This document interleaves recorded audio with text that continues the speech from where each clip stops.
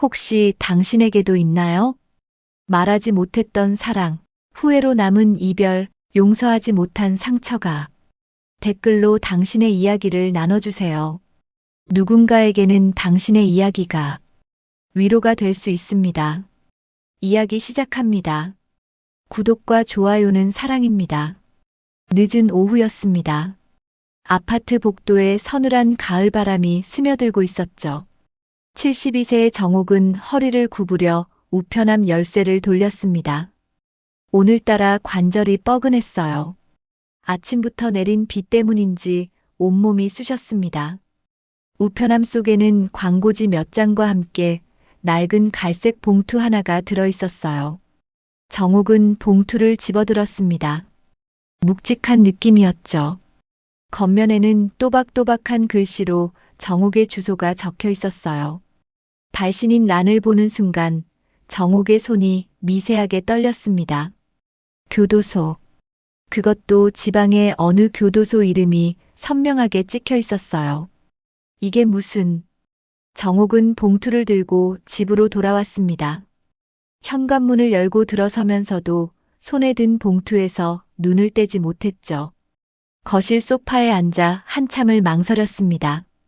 봉투를 뜯어야 할까 말아야 할까? 알 수 없는 불안감이 가슴을 짓눌렀어요.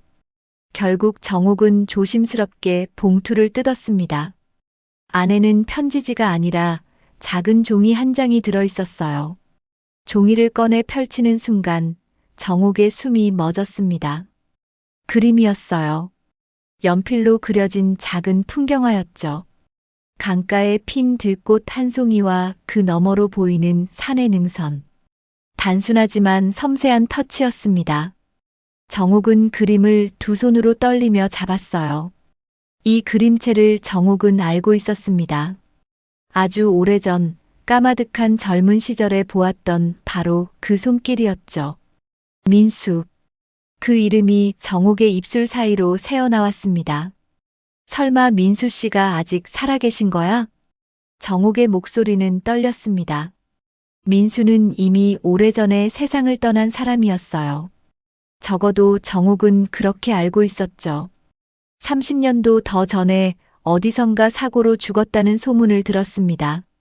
확인할 방법도 없었고 확인하고 싶지도 않았어요. 그렇게 민수는 정옥의 기억 속에서 서서히 희미해져 갔죠. 하지만 이 봉투는 분명 교도소에서 왔습니다.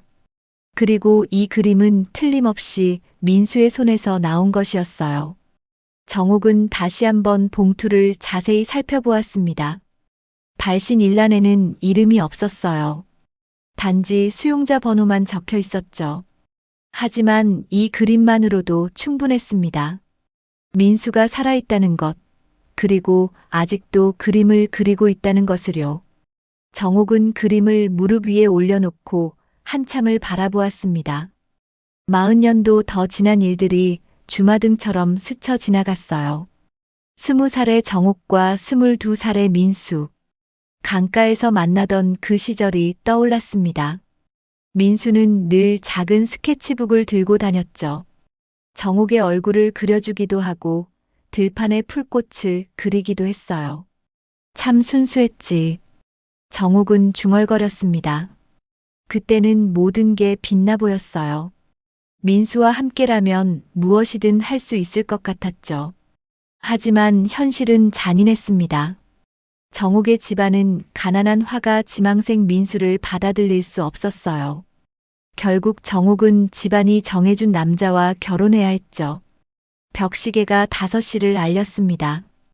곧 딸 혜진이 퇴근해서 들어올 시간이었어요. 정옥은 서둘러 그림을 다시 봉투에 넣었습니다. 침실로 가서 옷장 깊숙한 곳에 봉투를 숨겼어요. 혜진에게는 아직 말할 수 없었습니다. 어떻게 설명해야 할지 막막했죠. 부엌으로 돌아온 정옥은 저녁 준비를 시작했습니다. 하지만 손이 제대로 움직이지 않았어요. 물을 썰다가 손을 베일 뻔했습니다. 정신이 온통 그 그림에 가 있었죠. 민수는 왜 교도소에 있는 걸까? 무슨 일이 있었던 걸까? 그리고 왜 지금 40년이 넘게 지난 지금 정옥에게 그림을 보낸 걸까? 현관문이 열리는 소리가 들렸습니다. 엄마, 다녀왔어요.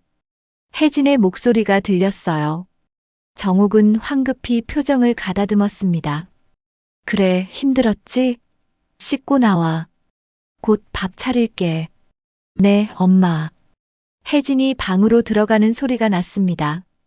정옥은 가스레인지 앞에 서서 깊은 한숨을 내쉬었어요. 냄비 속 된장찌개가 보글보글 끓고 있었지만 정옥의 마음속은 그보다 더 뜨겁게 끓어오르고 있었습니다. 묻어두었던 과거가 한꺼번에 솟구쳐 올랐죠. 저녁 식사 시간이었습니다. 혜진은 밥을 먹으며 회사 이야기를 했어요. 하지만 정옥은 제대로 듣지 못했습니다. 고개를 끄덕이며 맞장구를 쳤지만 귓속으로 들어오는 말은 하나도 없었죠. 엄마, 괜찮으세요? 오늘 안색이 안 좋으신데. 혜진이 걱정스러운 표정으로 물었습니다. 아, 그냥 좀 피곤해서 그래. 괜찮아. 정옥은 억지로 미소를 지었어요. 혜진은 더 이상 묻지 않았습니다. 하지만 정옥은 알 수 있었어요. 딸이 자신을 유심히 관찰하고 있다는 것을요. 밤이 깊어갔습니다. 혜진이 잠든 후 정옥은 다시 옷장을 열었어요.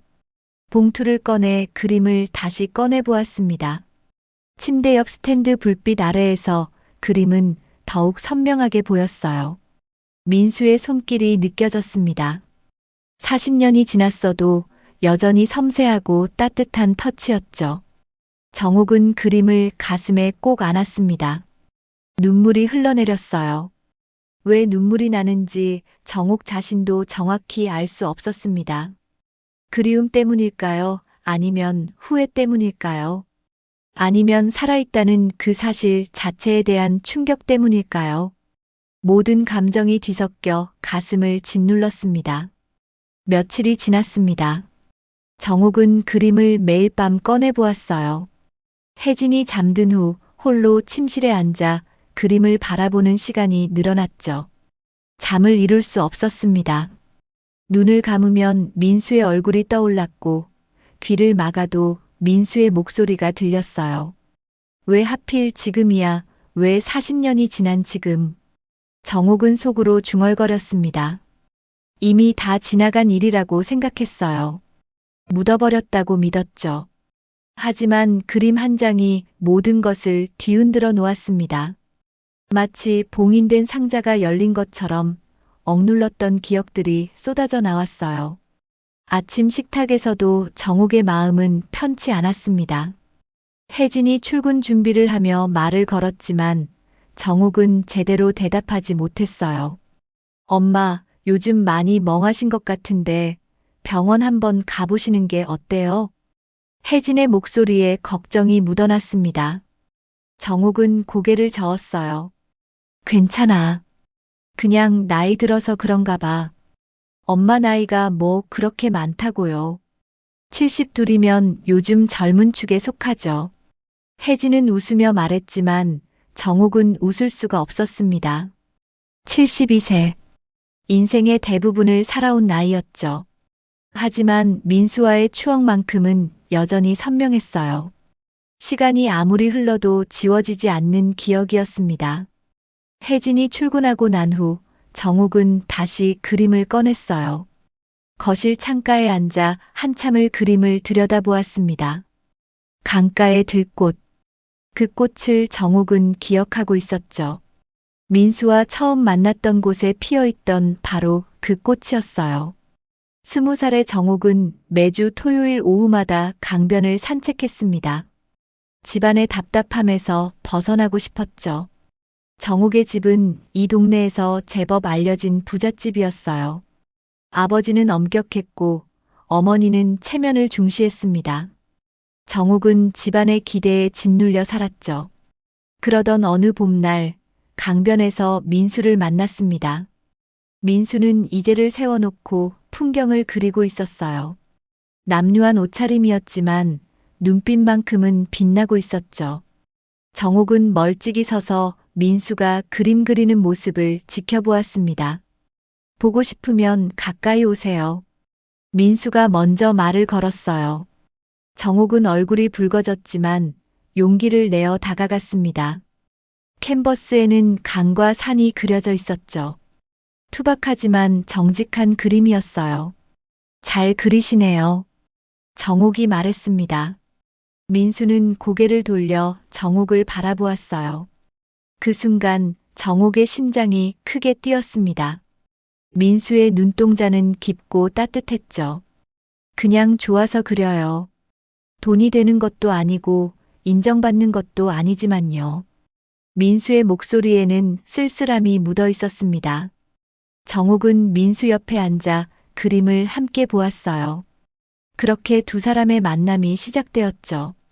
매주 토요일마다 정옥과 민수는 강변에서 만났습니다.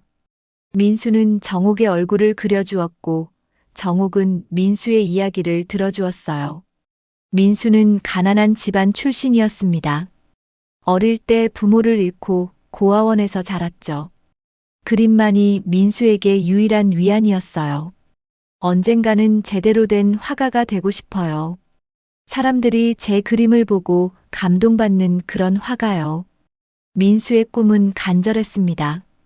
정옥은 민수의 꿈을 응원했어요. 하지만 두 사람 사이에는 넘을 수 없는 벽이 있었죠. 신분의 차이였습니다. 어느 날 정옥의 어머니가 두 사람의 만남을 알게 되었습니다. 어머니는 정옥을 불러 혼을 냈어요. 내가 제정신이냐? 고아 출신에 가진 것 하나 없는 그런 남자를 만나다니. 어머니의 목소리는 날카로웠습니다. 정옥은 고개를 숙였죠. 변명할 말이 없었어요. 당장 그 남자를 만나지 마라. 알겠니? 정옥은 눈물을 흘리며 고개를 끄덕였습니다. 하지만 마음속으로는 민수를 포기할 수 없었어요. 정옥은 몰래 민수를 계속 만났죠. 그러나 결국 들키고 말았습니다. 정옥의 아버지가 직접 민수를 찾아갔어요. 아버지는 민수에게 돈을 쥐어주며 말했습니다. 우리 딸에게서 떨어져라. 내가 우리 딸의 인생을 망칠 셈이냐? 민수는 돈을 거절했습니다. 하지만 아버지의 협박은 계속되었죠. 결국 민수는 정옥 앞에서 이별을 선언했어요. 정옥 씨, 미안합니다. 저는 당신을 행복하게 해줄 수 없어요. 민수의 눈에는 눈물이 고여 있었습니다. 정옥도 울었죠. 하지만 어쩔 수 없었어요. 두 사람은 그렇게 헤어졌습니다. 그로부터 석 달 후 정옥은 집안이 정해준 남자와 결혼했습니다. 남편은 괜찮은 사람이었어요. 정옥을 사랑했고 잘 대해주었죠. 하지만 정옥의 마음속에는 늘 민수가 있었습니다. 남편과 함께 사는 동안에도 아이를 낳고 키우는 동안에도 정옥은 민수를 잊을 수 없었어요. 남편은 15년 전에 세상을 떠났습니다. 갑작스러운 사고였죠. 정옥은 슬펐지만 마음 한편으로는 죄책감도 느꼈어요. 남편을 진심으로 사랑하지 못했다는 것이 늘 정옥의 가슴을 짓눌렀죠. 결국 나는 평생 거짓말을 하며 산 거야. 정옥은 중얼거렸습니다. 남편에게도 딸에게도 자기 자신에게도 거짓말을 했어요. 진짜 사랑했던 사람은 민수였다는 것을 평생 숨기고 살았습니다. 그림을 내려다보던 정옥의 눈에서 눈물이 떨어졌어요. 종이 위에 눈물 자국이 번졌습니다. 40년 넘게 억눌렀던 감정이 터져나왔죠. 정옥은 소리내어 울었습니다. 아무도 없는 집에서 홀로 흐느끼며 울었어요. 민수 씨 미안해요. 정말 미안해요. 정옥의 목소리는 떨렸습니다. 민수를 버린 것도 민수의 꿈을 지켜주지 못한 것도 모두 정옥의 잘못 같았어요.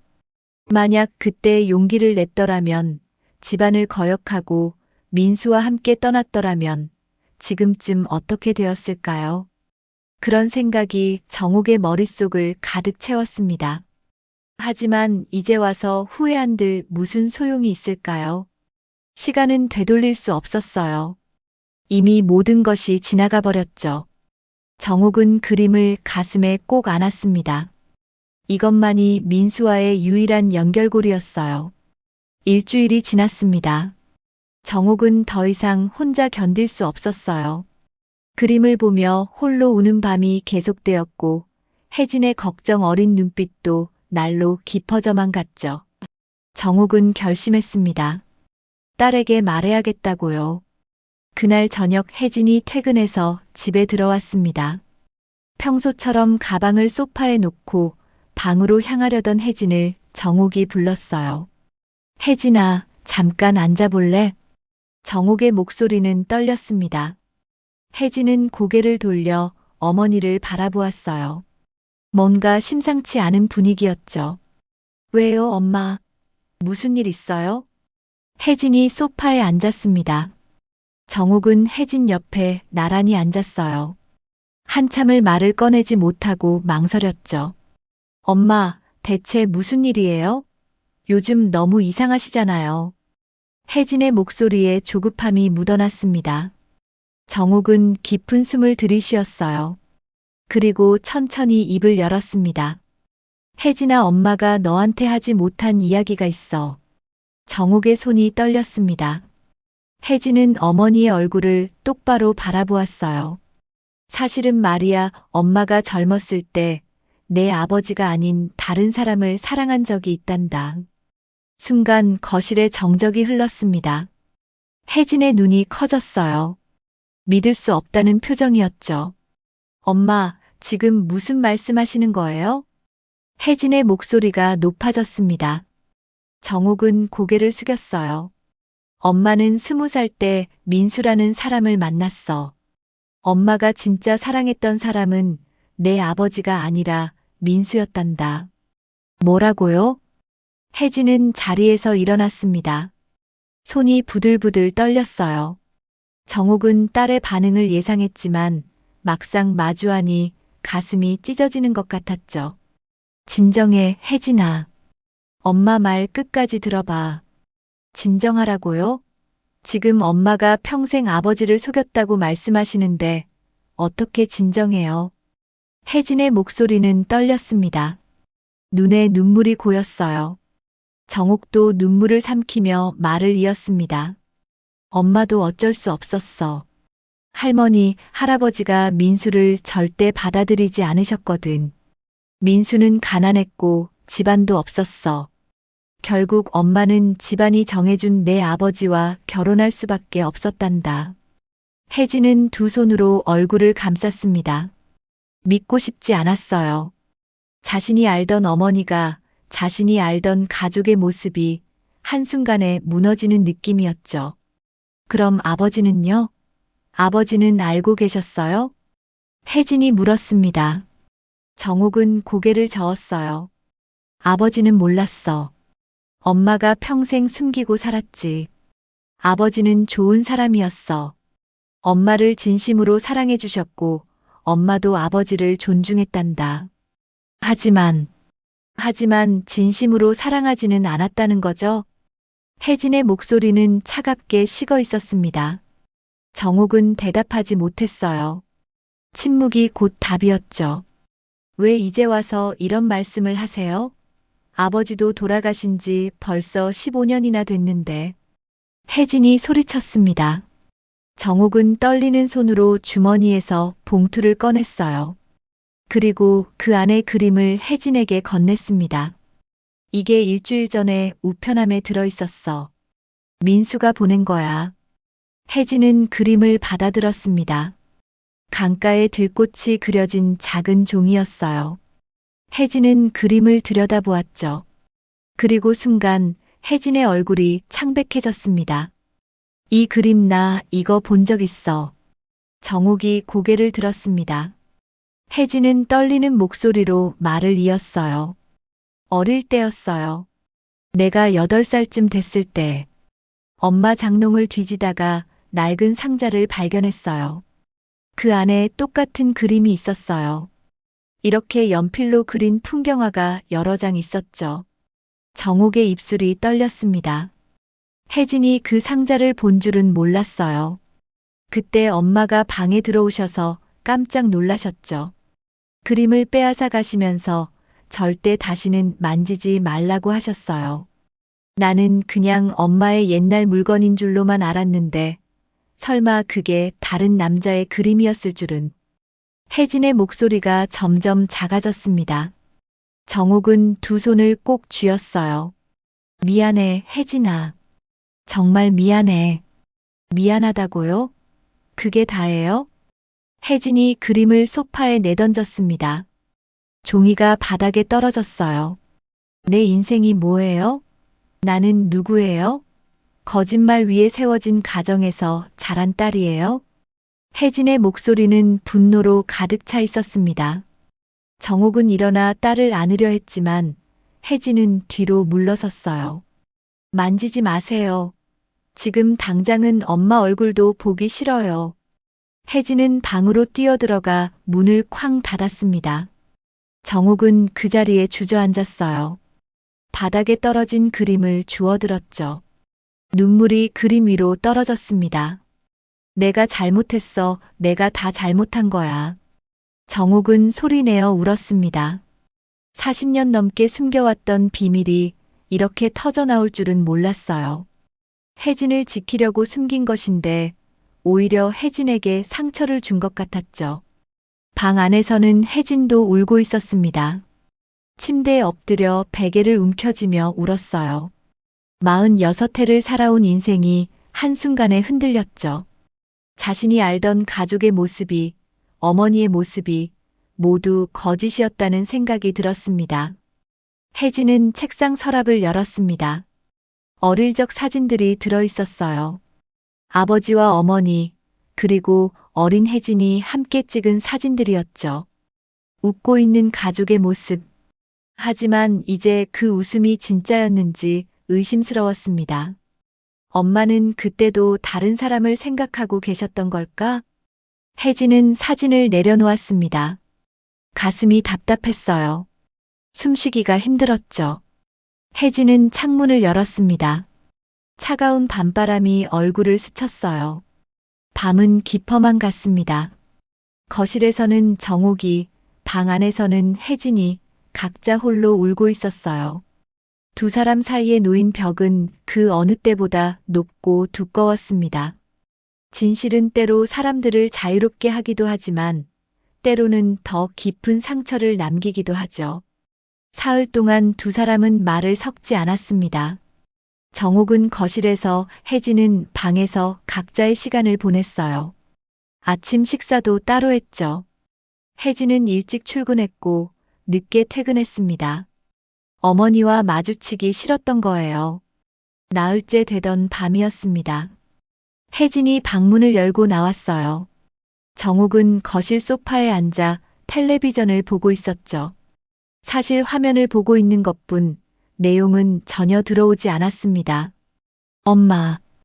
혜진의 목소리에 정옥이 고개를 돌렸습니다. 혜진의 얼굴은 여전히 굳어 있었어요. 그 사람 민수라는 사람은 왜 교도소에 있는 거예요? 혜진이 물었습니다. 정옥은 입술을 깨물었어요. 엄마도 몰라.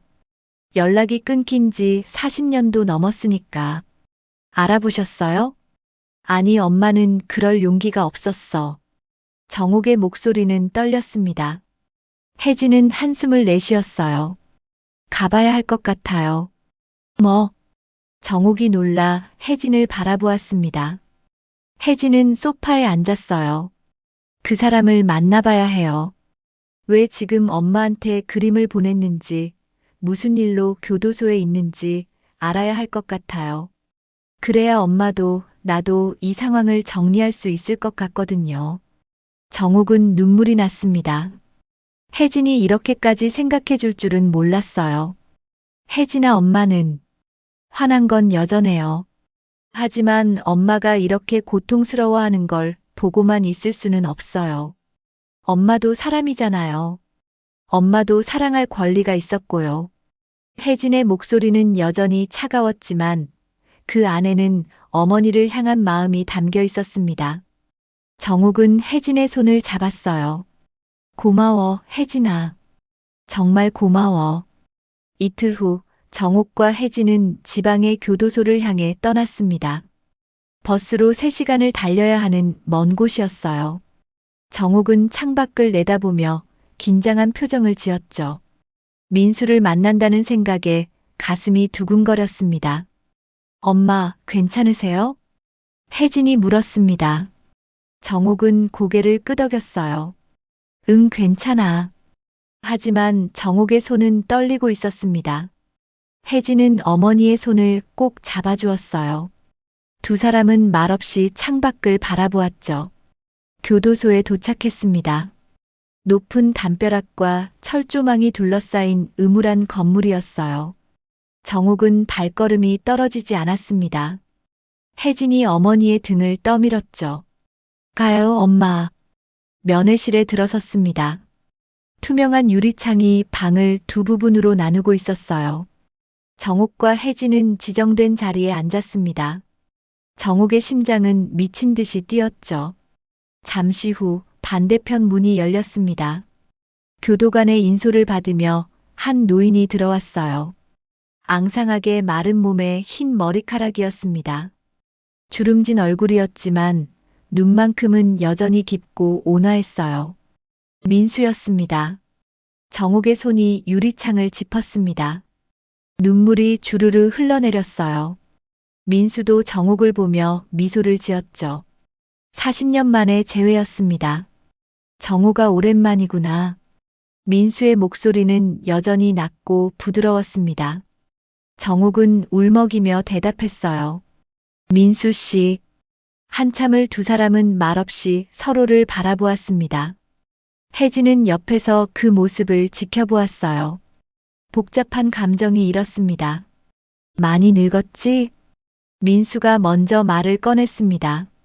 정옥은 고개를 저었어요. 아니에요, 여전하세요. 거짓말. 거울 볼 때마다 놀라. 이게 내 얼굴인가 싶어. 민수가 쓸쓸하게 웃었습니다. 정옥도 따라 웃었지만 곧 표정이 굳어졌어요. 민수 씨, 도대체 왜 여기 계신 거예요? 무슨 일이 있었던 거예요? 정옥의 목소리는 떨렸습니다. 민수는 눈을 감았어요. 한참을 침묵하더니 천천히 입을 열었습니다. 정옥아, 내 남편이 죽던 날 말이야. 사실 내가 그 자리에 있었어. 순간 정옥의 얼굴이 창백해졌습니다. 혜진도 놀라 민수를 똑바로 바라보았어요. 뭐라고요? 정옥의 목소리가 떨렸습니다. 민수는 고개를 숙였어요. 15년 전 그날 나는 우연히 내 남편을 거리에서 마주쳤어. 처음에는 몰랐지. 하지만 곧 알아봤지. 내 옆에 서 있던 남자였으니까. 민수의 목소리는 무거웠습니다. 정옥은 숨이 막혔어요. 나는 그냥 지나치려고 했어. 하지만 내 남편이 나를 알아봤어. 그리고 시비를 걸었지.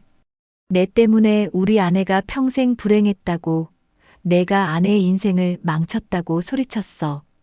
그래서요? 혜진이 날카롭게 물었습니다. 민수는 혜진을 바라보았어요. 너구나, 혜진이. 많이 컸네. 대답하세요. 우리 아버지한테 뭘 한 거예요? 혜진의 목소리는 차가웠습니다. 민수는 깊은 한숨을 내쉬었어요. 나는 아무것도 안 했어. 그냥 말다툼만 했지. 하지만 내 아버지가 갑자기 가슴을 움켜쥐며 쓰러진 거야. 심장마비였어. 정옥이 입을 막았습니다.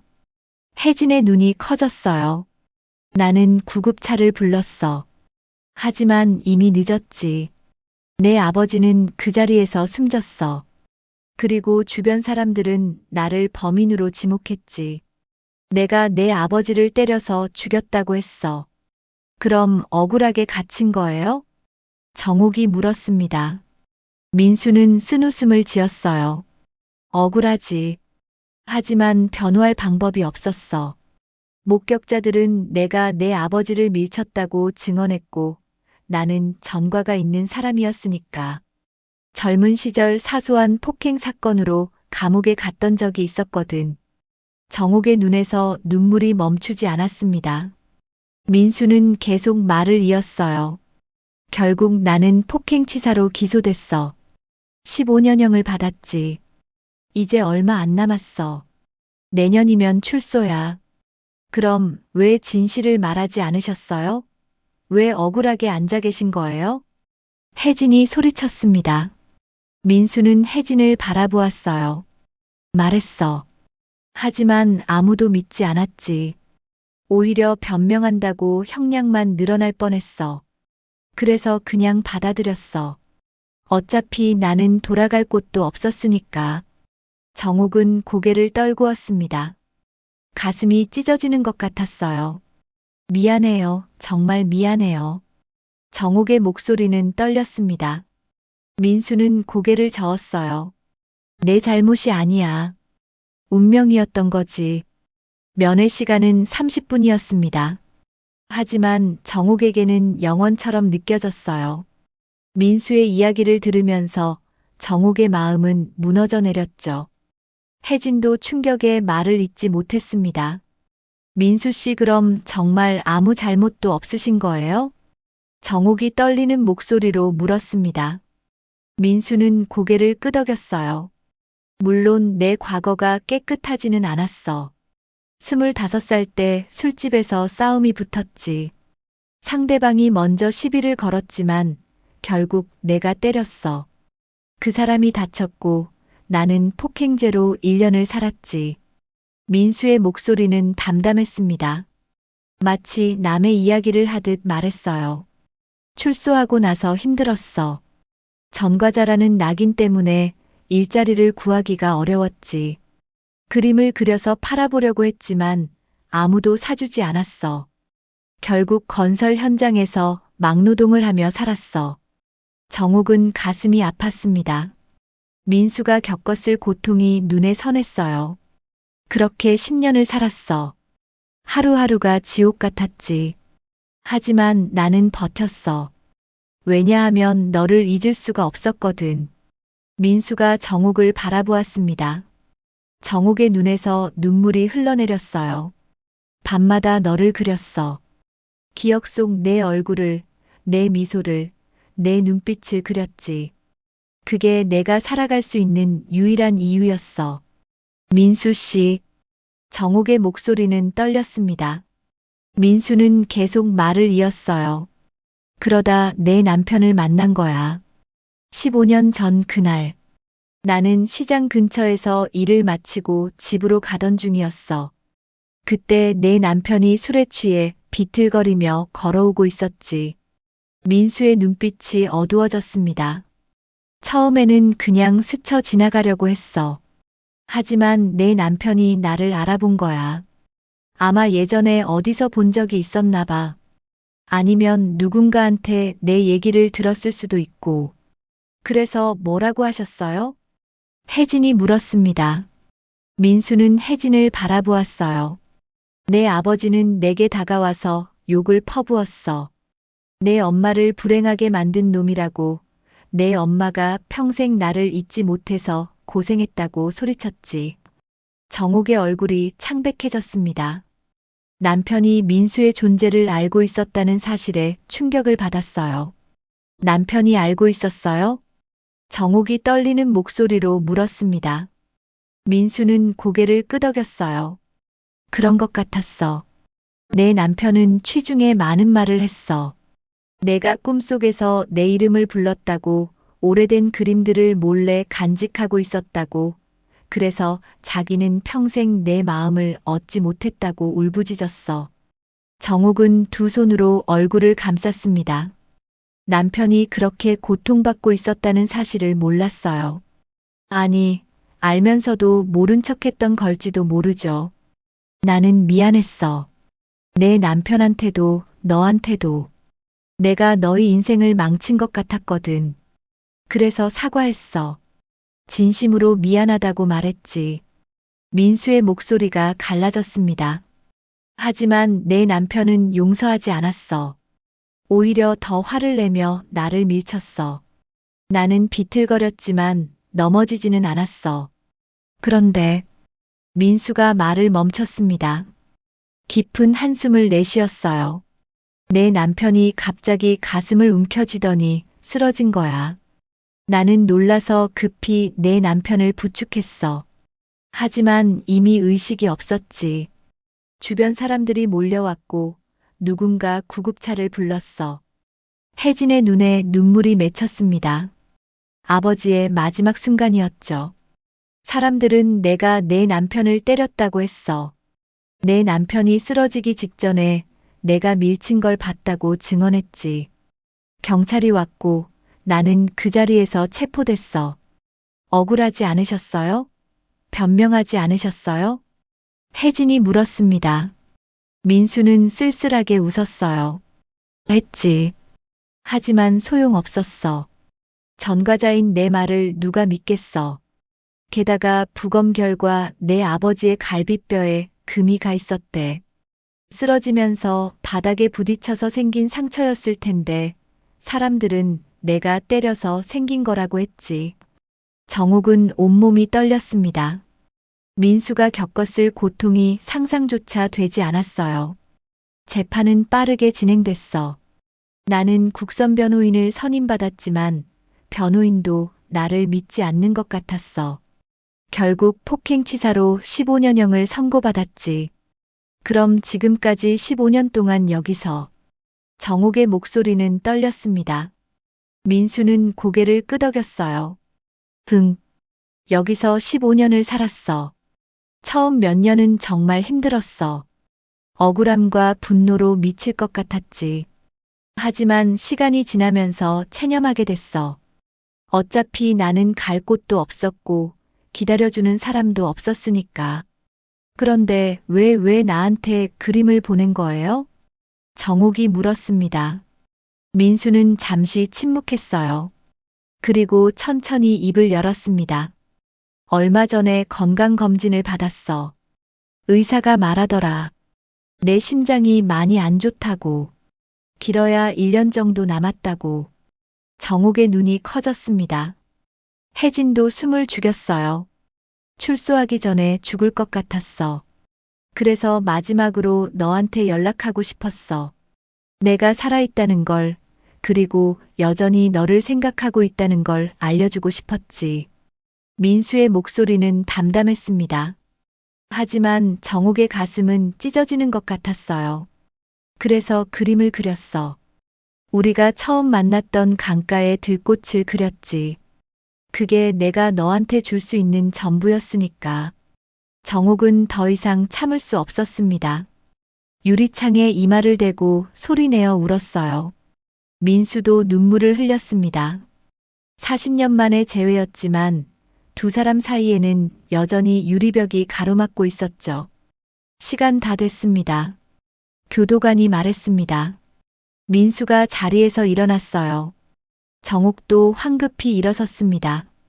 민수 씨, 다시 올게요. 꼭 다시 올게요. 정옥이 소리쳤습니다. 민수는 고개를 끄덕이며 미소 지었어요. 그리고 교도관을 따라 문 밖으로 사라졌습니다. 정옥은 그 자리에 주저앉아 울었어요. 혜진이 어머니를 부축해 일으켰습니다. 엄마, 가요. 두 사람은 면회실을 나왔습니다. 교도소 밖 주차장에서 정옥은 한참을 울었어요. 혜진은 말없이 어머니의 등을 쓰다듬어 주었습니다. 집으로 돌아온 후 혜진은 방문을 걸어 잠그고 나오지 않았습니다. 사흘째였어요. 회사에도 연차를 냈죠. 정옥은 방문 앞에 서서 몇 번이나 노크를 했지만 혜진은 대답하지 않았습니다. 혜진아, 밥이라도 먹어. 제발. 정옥의 목소리는 간절했습니다. 하지만 방 안에서는 아무 소리도 들리지 않았어요. 정옥은 문 앞에 식판을 놓고 물러났죠. 한참 후 문이 살짝 열리고 식판이 안으로 들어갔습니다. 방 안에서 혜진은 침대에 누워 천장을 바라보고 있었습니다. 머릿속이 복잡했어요. 교도소에서 들은 이야기가 계속 맴돌았죠. 아버지가 민수의 존재를 알고 있었다는 것. 어머니가 평생 다른 남자를 사랑했다는 것. 그리고 아버지가 그 사실에 괴로워했다는 것. 아버지는 얼마나 외로웠을까? 혜진은 중얼거렸습니다. 눈물이 흘러내렸어요. 어린 시절의 기억들이 떠올랐죠. 아버지는 늘 조용한 사람이었습니다. 말이 많지 않았고 감정 표현도 서툴렀어요. 하지만 혜진을 사랑했죠. 주말마다 공원에 데리고 가서 그네를 밀어주었고 생일마다 케이크를 사다 주었습니다. 하지만 웃는 날이 별로 없었어. 혜진은 기억을 더듬었습니다. 아버지는 자주 술을 마셨어요. 혼자 방에 앉아 소주를 마시는 날이 많았죠. 어머니와 대화하는 모습도 거의 본 적이 없었습니다.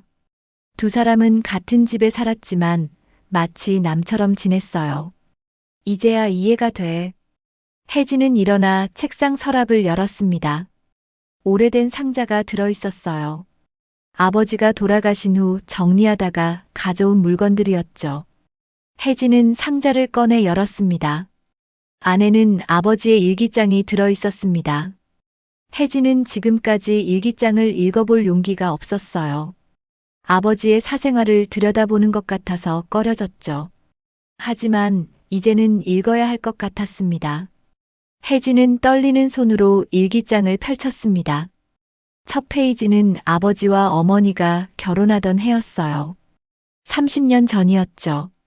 오늘 정옥과 결혼했다. 행복해야 하는데 왠지 마음이 무겁다. 정옥의 눈빛에서 슬픔이 보인다. 나는 정옥을 행복하게 해줄 수 있을까? 아버지의 글씨는 또박또박했습니다. 혜진은 페이지를 넘겼어요. 정옥은 밤마다 운다. 나는 모르는 척한다. 무슨 말을 해야 할지 모르겠다. 정옥의 마음을 얻고 싶지만 정옥의 마음은 이미 다른 곳에 있는 것 같다. 혜진의 눈에서 눈물이 흘러내렸습니다. 아버지가 얼마나 외로웠을지 느껴졌어요. 오늘 정옥의 옷장을 정리하다가 낡은 상자를 발견했다. 안에는 그림들이 들어 있었다. 누군가 정옥을 그린 그림이었다.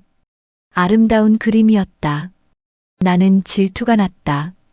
정옥을 그렇게 아름답게 바라본 사람이 부러웠다. 혜진은 손으로 입을 막았습니다. 아버지가 그 그림들을 알고 있었다는 것이 충격이었어요. 정옥에게 물어봤다. 누가 그린 거냐고. 정옥은 울면서 사과했다. 옛날 사람이라고 이제는 만나지 않는다고 했다. 나는 화를 낼 수 없었다. 나도 알고 있었으니까. 정옥이 나를 사랑하지 않는다는 것을. 혜진은 일기장을 가슴에 안았습니다. 아버지의 아픔이 고스란히 전해졌어요. 그래도 나는 정옥을 사랑한다. 정옥의 마음을 얻을 수 없어도 나는 정옥 곁에 있고 싶다. 그것만으로도 충분하다. 혜진이가 태어났다. 작고 예쁜 딸이다. 이제는 정옥을 위해서라도 혜진이를 위해서라도 좋은 남편이 좋은 아버지가 되어야겠다. 혜진은 소리내어 울었습니다. 아버지가 자신을 얼마나 사랑했는지 느껴졌죠. 동시에 아버지가 얼마나 고통받았는지도 알 수 있었습니다. 혜진은 계속 일기를 읽었습니다. 중간중간 어머니에 대한 이야기가 나왔어요. 어머니가 꿈속에서 다른 남자의 이름을 불렀다는 것. 어머니가 강가를 산책하며 홀로 눈물 흘리는 것을 봤다는 것. 그럴 때마다 아버지는 가슴 아파했지만 어머니를 탓하지 않았습니다. 정옥을 원망할 수 없다. 정옥도 피해자니까. 정옥의 집안이, 이 시대가 정옥을 불행하게 만든 거니까. 나는 그저 정옥 곁을 지킬 뿐이다. 마지막 페이지에 가까워졌습니다. 아버지가 돌아가시기 며칠 전의 일기였어요. 오늘 거리에서 그 남자를 봤다. 민수. 정옥이 사랑했던 남자. 나는 술에 취해 있었다. 그 남자에게 다가가 소리를 질렀다. 왜 정옥을 불행하게 만들었냐고, 왜 아직도 정옥의 마음속에 남아있냐고 물었다. 혜진의 손이 떨렸습니다. 그 남자는 미안하다고 했다. 진심으로 미안해 보였다. 나는 화가 났지만 동시에 불쌍했다. 그 남자도 불행해 보였으니까. 우리는 모두 피해자였다. 사랑은 우리를 행복하게 하지 못했다. 그리고 마지막 문장이었습니다. 가슴이 아프다. 요즘 계속 통증이 있다. 병원에 가봐야 할까? 하지만 두렵다. 혹시 큰 병이면 어쩌지? 정옥과 혜진이를 두고 갈 수는 없는데. 일기는 거기서 끝났습니다. 아버지는 그로부터 이틀 후 세상을 떠났어요. 혜진은 일기장을 덮었습니다. 눈물이 멈추지 않았죠. 아버지 미안해요. 아버지가 그렇게 아파하고 계셨는지 몰랐어요. 혜진은 일기장을 꼭 껴안고 울었습니다. 자신의 정체성이 흔들렸어요. 사랑받지 못한 결혼에서 태어난 자식. 어머니는 평생 다른 남자를 사랑했고 아버지는 평생 외로움 속에서 살았죠. 그 사이에서 태어난 혜진은 무엇일까요? 나는 누구의 딸일까? 혜진은 중얼거렸습니다. 생물학적으로는 아버지의 딸이 맞습니다. 하지만 어머니의 마음은 늘 민수에게 있었죠. 그렇다면 혜진의 존재는 무엇일까요? 거짓 위에 세워진 가정의 산물일 뿐일까요? 문 밖에서 정옥의 목소리가 들렸습니다. 혜진아, 엄마가 잘못했어. 정말 미안해. 혜진은 대답하지 않았습니다. 아직은 어머니를 마주할 준비가 되지 않았어요. 아버지의 일기를 읽고 나니 어머니에 대한 감정이 더 복잡해졌습니다. 이해도 되고 화도 나고 슬프기도 했죠. 밤이 깊어갔습니다. 혜진은 창문을 열고 밖을 내다보았어요. 어둠 속에서 가로등 불빛만 외롭게 빛나고 있었습니다. 혜진의 마음도 그 가로등처럼 외로웠어요. 이제 어떻게 해야 하지? 혜진은 중얼거렸습니다. 답은 보이지 않았죠. 일주일이 지났습니다. 혜진은 드디어 방문을 열고 나왔어요. 정옥은 거실에서 설거지를 하고 있었죠. 혜진이 뒤에서 조용히 다가왔습니다. 엄마. 정옥이 놀라 돌아보았습니다. 혜진의 얼굴은 여윈 상태였어요. 눈두덩이 퉁퉁 부어 있었죠. 정옥의 눈에서 눈물이 흘러내렸습니다. 혜진아. 아버지 일기장 읽었어요. 혜진이 말했습니다. 정옥의 얼굴이 창백해졌어요. 아버지는 다 알고 계셨어요. 엄마가 다른 사람을 사랑한다는 것도, 엄마가 매일 밤 우는 것도. 그런데도 아버지는 엄마를 원망하지 않으셨어요. 혜진의 목소리가 떨렸습니다. 정옥은 고개를 숙였어요. 아버지도 엄마도 민수 아저씨도 모두 불행했던 거예요. 사랑 때문에. 사랑은 사람을 행복하게 해야 하는데 오히려 모두를 불행하게 만들었어요. 정옥은 말없이 눈물을 흘렸습니다. 혜진이 다가와 어머니를 안았어요. 화났던 건 사실이에요. 아직도 속상하고요. 하지만 엄마를 미워할 순 없어요. 엄마도 피해자니까요. 엄마도 자유롭게 사랑할 수 없었던 시대의 피해자잖아요. 정옥은 딸을 꼭 껴안으며 소리내어 울었습니다. 혜진도 함께 울었어요. 두 사람은 한참을 그렇게 서로를 안고 울었죠. 고마워, 혜진아. 정말 고마워. 정옥의 목소리는 떨렸습니다. 혜진은 어머니를 꼭 안았어요. 엄마, 민수 아저씨 다시 만나러 가세요. 이번엔 제대로 된 이별을 하고 오세요. 아니면 엄마가 원하는 걸 하세요. 혜진의 말에 정옥은 고개를 들었습니다. 혜진의 눈빛은 진지했어요. 엄마 인생은 엄마 거예요. 이제라도 엄마가 하고 싶은 대로 사세요. 평생 억눌러 왔잖아요. 정옥은 혜진의 손을 꼭 잡았습니다. 가슴이 뜨거워졌어요. 이틀 후 정옥은 혼자 교도소를 찾아갔습니다. 이번에는 혜진이 따라오지 않았어요. 정옥 혼자만의 시간이 필요했죠. 면회실에서 민수를 기다렸습니다. 문이 열리고 민수가 들어왔어요. 지난번보다 더 수척해 보였습니다. 걸음걸이도 느렸죠. 정욱의 가슴이 철렁 내려앉았어요. 정우가 또 왔구나. 민수가 앉으며 미소 지었습니다. 하지만 그 미소는 힘이 없었어요. 정욱은 민수를 뚫어지게 바라보았습니다. 민수 씨 많이 아프세요? 정욱이 물었습니다. 민수는 고개를 끄덕였어요. 요즘 약을 먹어도 통증이 가라앉지 않아. 의사 선생님이 말씀하시더라. 이제 시간이 얼마 안 남았다고. 정욱의 눈에서 눈물이 터져 나왔습니다. 민수는 유리창에 손을 댔어요. 정욱도 맞은편에서 손을 댔죠. 유리를 사이에 두고 두 손이 마주했습니다. 민수 씨 미안해요.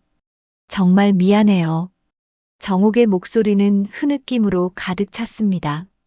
내가 용기가 없어서, 내가 비겁해서 민수 씨를 버린 거예요. 그때 집안을 거스르고 민수 씨와 함께 떠났어야 했는데. 민수는 고개를 저었습니다. 아니야, 정욱아. 내 잘못이 아니야. 내가 무능했어. 너를 지켜줄 힘이 없었던 내 잘못이지. 아니에요. 민수 씨는 아무 잘못도 없어요. 민수 씨는 그저 가난했을 뿐이에요. 가난이 죄가 되는 세상이 잘못된 거예요. 정욱이 소리쳤습니다. 민수는 쓸쓸하게 웃었어요. 그래도 나는 행복했어. 너를 만났던 그 순간들이, 너와 함께 강가를 걸었던 그 시간들이 내 인생에서 가장 빛나는 순간이었으니까. 정욱은 더 이상 참을 수 없었습니다. 유리창에 이마를 대고 통곡했어요. 민수 씨 사랑해요. 지금도 사랑해요. 평생 민수 씨만 사랑했어요. 정욱의 고백이었습니다. 40년 넘게 마음속에 묻어두었던 말이었죠. 민수의 눈에도 눈물이 고였습니다. 나도 사랑해, 정욱아. 처음 본 순간부터 지금까지 단 한순간도 너를 잊은 적이 없어. 두 사람은 유리창을 사이에 두고 서로를 바라보았습니다. 말없이 눈물만 흘렸어요. 얼마나 시간이 흘렀을까요? 민수가 먼저 입을 열었습니다.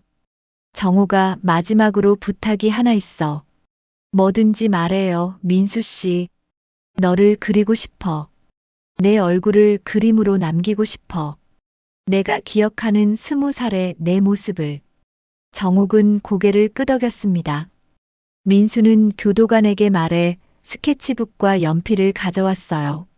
그리고 유리창 너머 정욱을 바라보며 그림을 그리기 시작했습니다. 민수의 손놀림은 여전히 섬세했습니다. 떨리는 손이었지만 정욱의 윤곽을 정확하게 잡아냈어요. 눈, 코, 입, 머리카락. 하나하나 정성스럽게 그려 내려갔죠. 정욱은 움직이지 않고 민수를 바라보았습니다. 민수의 눈빛에는 사랑이 가득했어요.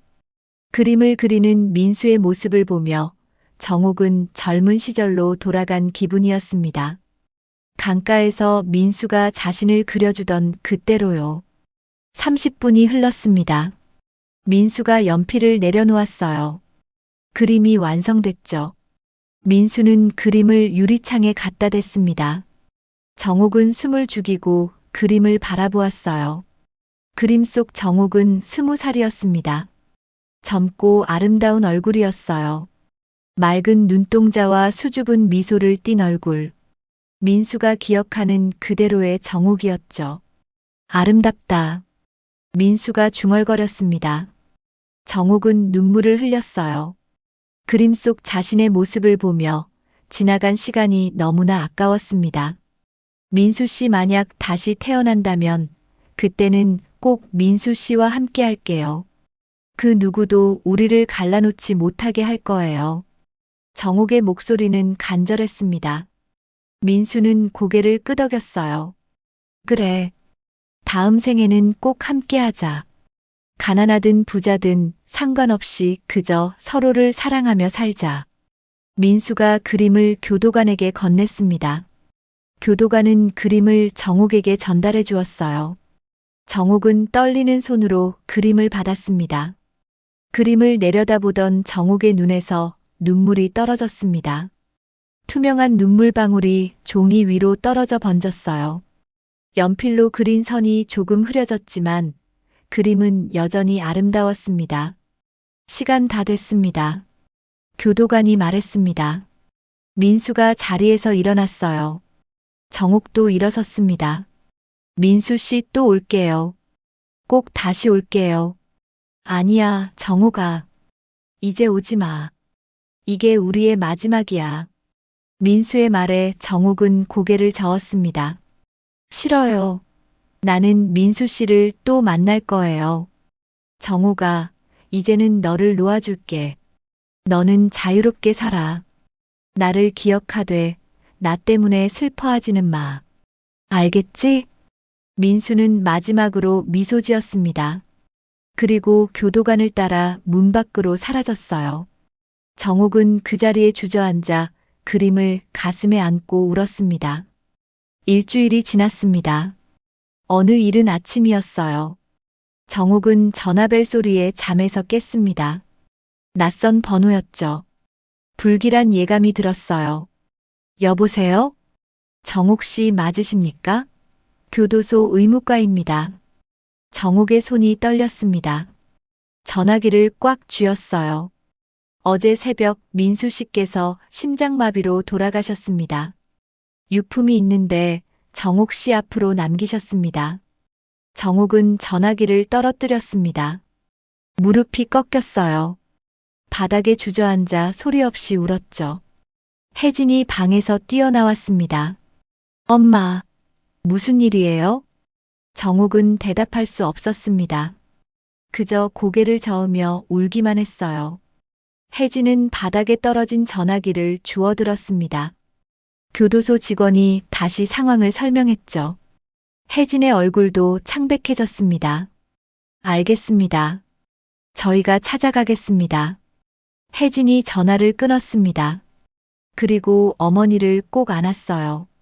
두 사람은 말없이 울었습니다.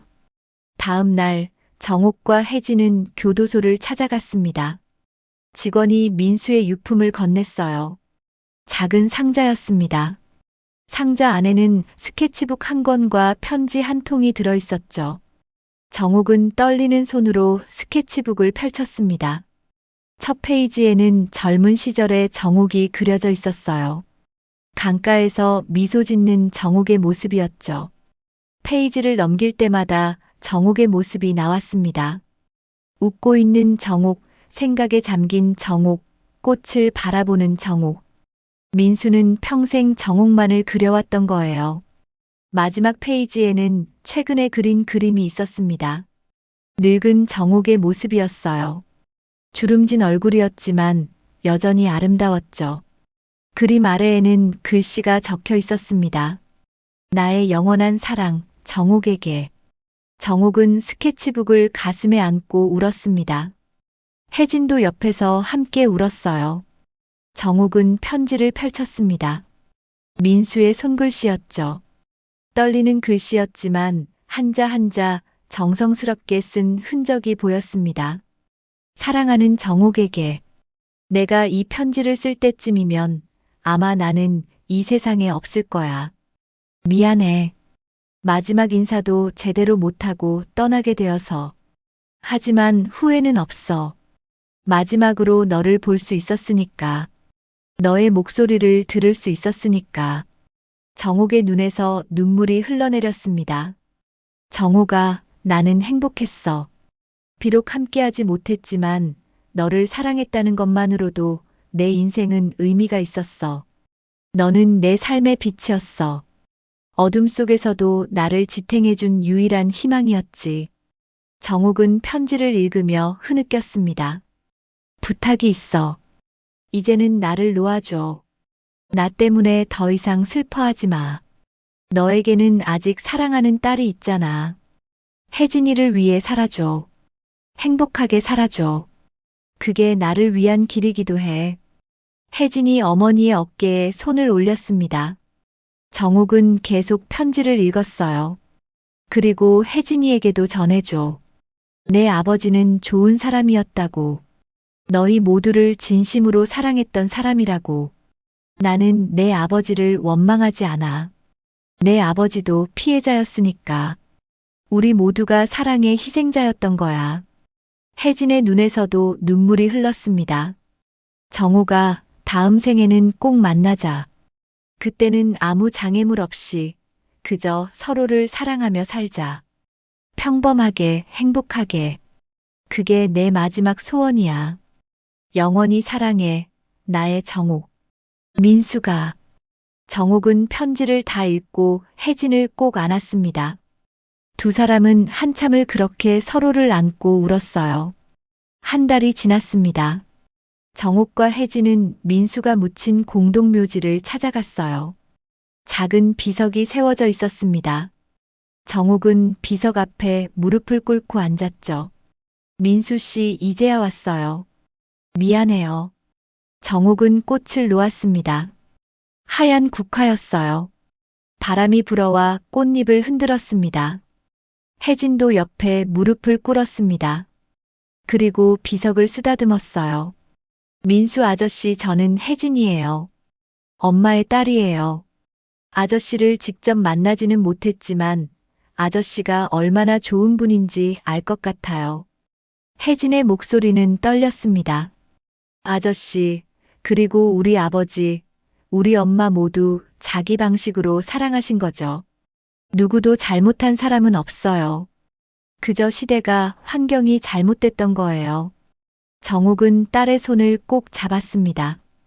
혜진도 어머니의 손을 잡았어요. 엄마, 이제는 이해해요. 사랑은 선택할 수 있는 게 아니잖아요. 엄마도 아버지도 민수 아저씨도 모두 최선을 다하신 거예요. 상처는 지워지지 않지만 용서로 치유할 수 있어요. 정옥은 딸을 꼭 안았습니다. 혜진도 어머니를 안았어요. 두 사람은 민수의 비석 앞에서 한참을 그렇게 서로를 안고 있었습니다. 고마워, 혜진아. 엄마의 딸이 되어줘서 정말 고마워. 저야말로 감사해요, 엄마. 엄마가 저를 낳아주셔서, 키워주셔서요. 저녁 무렵 두 사람은 집으로 돌아왔습니다. 정옥은 거실벽에 민수의 그림을 걸었어요. 젊은 시절에 자신을 그린 그림이었죠. 그림을 바라보며 정옥은 미소 지었습니다. 슬픔이 아닌 감사의 미소였어요. 혜진은 부엌에서 저녁을 준비했습니다. 정옥은 창가에 앉아 밖을 내다보았어요. 노을이 지고 있었습니다. 붉은 하늘이 아름다웠죠. 민수 씨 편히 쉬세요. 나도 이제 평화롭게 살아갈게요. 민수 씨를 잊지 않으면서도 행복하게 살아갈게요. 정옥은 속으로 중얼거렸습니다. 그리고 민수가 그린 마지막 그림을 꺼내들었어요. 눈물 한 방울이 그림 위로 떨어졌습니다. 투명한 눈물이 종이 위를 적시며 번져나갔죠. 하지만 이번에는 슬픔의 눈물이 아니었습니다. 감사와 추억, 그리고 치유의 눈물이었어요. 정옥은 그림을 가슴에 안았습니다. 창밖에서는 해가 완전히 지고 어둠이 내렸습니다. 하지만 곧 거리의 가로등이 하나둘 켜지기 시작했어요. 어둠 속에서 빛이 번져나갔죠. 그 빛은 점점 더 넓게, 더 환하게 퍼져나갔습니다. 혜진이 거실로 들어왔습니다. 엄마, 밥 먹어요. 그래, 가자. 정옥은 자리에서 일어났습니다. 그리고 딸과 함께 식탁으로 향했어요. 두 사람은 마주 앉아 따뜻한 저녁을 먹었습니다. 오랜만에 편안한 식사였죠. 밤이 깊어갔습니다. 정옥은 잠자리에 들기 전 다시 한번 민수의 그림을 바라보았어요. 그림 속 젊은 자신이 미소 짓고 있었습니다. 정옥도 따라 미소 지었죠. 고마워요, 민수 씨. 나를 사랑해줘서. 그리고 안녕히 가세요. 정옥은 불을 끄고 눈을 감았습니다.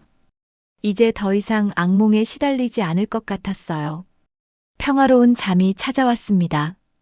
꿈속에서 정옥은 젊은 시절로 돌아가 있었어요.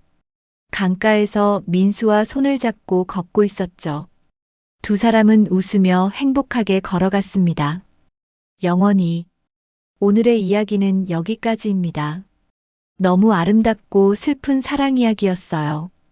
이 가을에 여러분의 가슴에 남겨있는 옛사랑을 다시 한번 꺼내보시죠. 아름다운 가을이 될 겁니다.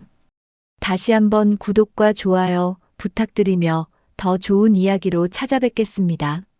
지금까지 사연 달래기였습니다.